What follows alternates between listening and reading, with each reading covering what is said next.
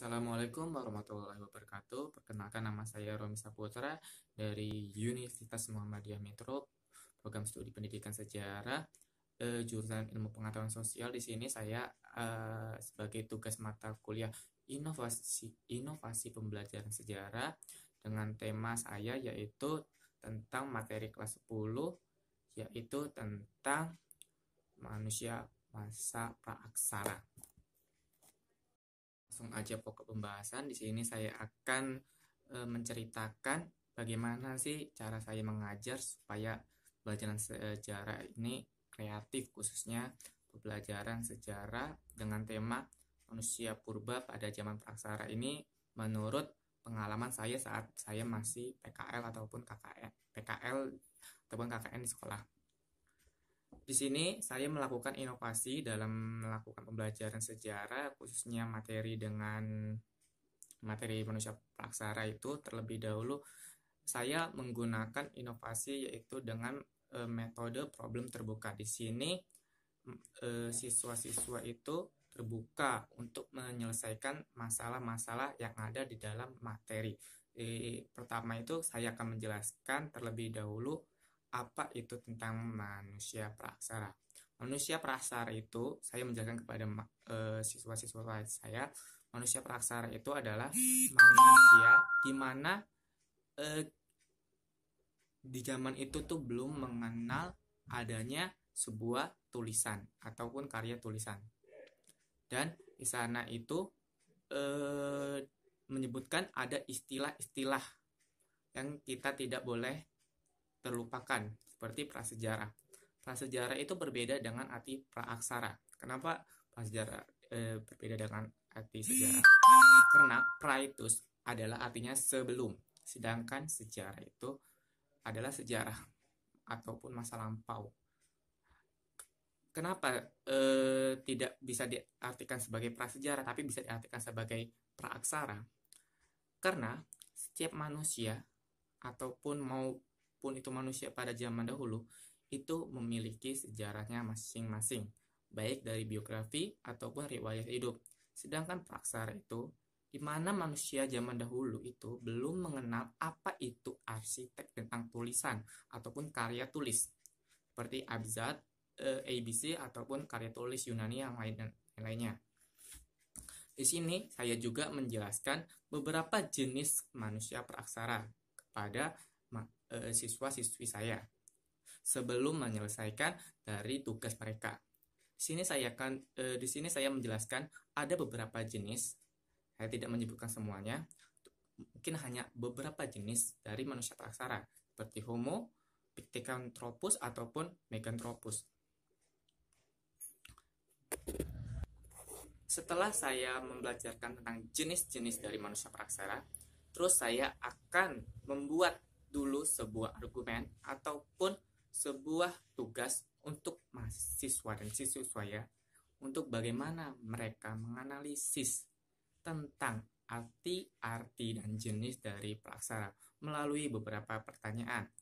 Karena di sini saya mengajarkan menggunakan metode biasa saja. Di sini saya menggunakan papan tulis, spidol, buku, dan yang terpenting itu adalah hadiah untuk memancing supaya siswa-siswi saya itu giat untuk pembelajaran. Khususnya sini saya menekankan kepada siswa-siswi saya untuk lebih giat dalam karya tulis, untuk menulis. Meskipun dia itu. Makanya setelah saya menjelaskan, siswa-siswi saya itu saya suruh untuk menulis apa yang saya sampaikan. Karena dalam waktu masa KKN dan PKL saya ini rentan di COVID-19, sehingga di zaman pembelajaran saya itu menekankan pada sistem luring dan daring. Sedangkan saat sistem daring, saya tidak dikhususkan untuk melakukan sistem daring, melainkan ke sistem luringnya. Dan sistem luring saya itu melakukan pembelajaran dalam 2 kali, yaitu setiap memiliki sistem ganjil dan genap. Sehingga dalam materi sejarah, baik materi yang sudah disampaikan ke semester ganjil, saya akan mengulang kembali ke semester genap. Seperti menanyakan tentang konsep-konsep dasar tentang apa arti dari manusia praksara. Selain dari manusia praksara, sini juga saya biasanya mengajarkan tentang apa sih konsep-konsep sejarah itu sendiri, seperti pengertian sejarah menurut pandangan mereka sendiri.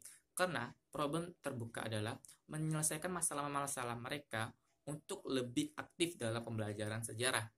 Khususnya bagaimana sih mereka untuk menganalisis tentang apa yang telah disampaikan oleh saya. Apakah di dalam materi saya yang sampaikan itu memiliki sebuah problem ataupun gejala dalam hati mereka, sehingga nanti siswa-siswi saya itu bisa mempertanyakan apa sih yang kurang jelas. Seperti contohnya, mereka itu kurang lebih paham tentang apa itu arti praksara ataupun prasejarah. Jadinya saya akan menjabarkan kembali tentang apa itu prasejarah dan praksara. Prasejarah, saya akan menjelaskan prasejarah adalah sebelum mengenal sejarah. Sedangkan manusia itu sudah mengenal sejarah, saya akan mengulang kembali. Dan praksara itu sebelum mengenal tulisan. Rata-rata kelas 10 itu masih rentan-rentannya pembelajaran yang ilmu pengetahuan sosial yang mencakup semua, tidak hanya dari sejarah. Ada sosiologi, ekonomi, dan lain-lainnya. Sedangkan di kelas 10 itu baru masuk tentang sejarah, sehingga saya mengulangkan kembali materinya sehingga siswa-siswa itu lebih mengerti tentang apa itu sejarah. Terus selanjutnya saya akan menjelaskan tentang apa itu dari praksara. Jenisnya tadi saya sudah menyebutkan. Nah, di sini saya akan melanjutkan lagi tentang materi saya, yaitu tentang praksara. Selain dari pengertian praksara dan jenis-jenisnya, di sini juga saya menjelaskan ada beberapa situs-situs yang ada di Indonesia untuk lebih mengenal, ataupun yang bisa disebut dengan museum, untuk lebih mengenal apa sih itu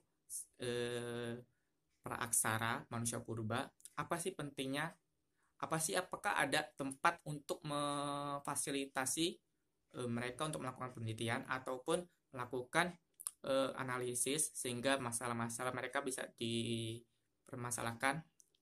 Apakah benar manusia praksara itu ada ataupun hanya itu sebuah teori. Sehingga saya menjelaskan bahwa di Indonesia sudah ada beberapa, saya tidak menyebutkan semua, itu saya menyebutkan cuma 2, yaitu Sangiran dan Trinil. Kenapa Sangiran dan Trinil? Karena museum ini sudah dibuktikan melalui sertifikat UNESCO-nya. Sehingga saya bisa menjelaskan juga di situ, di dalam buku ajarnya itu sudah dijelaskan kenapa di Museum Trinil dan Museum Sangiran.